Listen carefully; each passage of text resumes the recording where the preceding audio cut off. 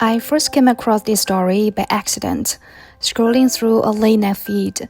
A short clip about a tube station, a vintage voice, and a grieving wife. I didn't think much of it at first, but something made me watch till the end. And then I sat in the dark, replayed it, and felt a quite lump in my throat.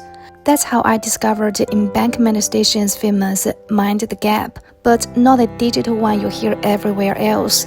This one is different, deeper, warmer. It belongs to a man named Oswald Lawrence, a classically trained actor who recorded that announcement back in the 1960s or early 70s for the Northern Line. For decades, his rich theatrical voice guided millions of passengers safely on and off the trains. Oswald passed away in 2007. His wife, Dr. Margaret, missed him beyond words. She found her own way to grieve. She would go to Embankment Station, the only place where her husband's recording still played, and just sit on the platform. She listened to his voice, clear, calm, familiar, as if he were still there, telling her to watch her step. For her, those 3 words were not a safety reminder. They were a love letter spoken over and over every single day. Then in November 2012, Transport for London upgraded the entire PA system to a new digital version. Oswald's voice was erased. Margaret arrived one morning, waited for the train, and heard a flat, generic announcement instead. Her heart sank. She went to the station staff, explained who she was, and told them what that voice meant to her.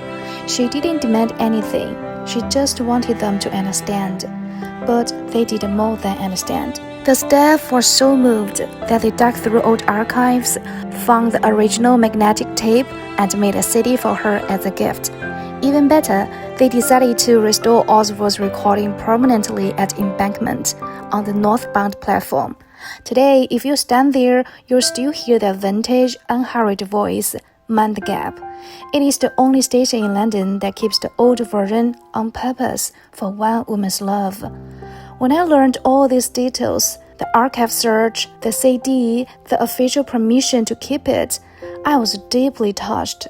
It wasn't a grand gesture, no big money, no media campaign, just a few ordinary people who chose to care. They could have said, "Sorry, it's progress." They could have given a standard apology, but they didn't. They listened, they acted, and they made one widow's world a little less empty. That is why I decided to make this video. Not because the story is dramatic, but because it is small, real, and easily overlooked.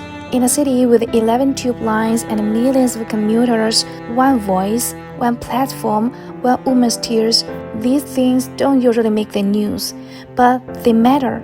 They remind us that behind every public announcement, every routine warning, there is a human being with a life, a face, a voice, and someone who loves them.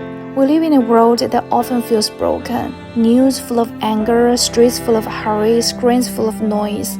There's too much that is cracked and dirty. But then you find a story like this, and you see that there are still people willing to mend the cracks, stitch by stitch, with quiet kindness.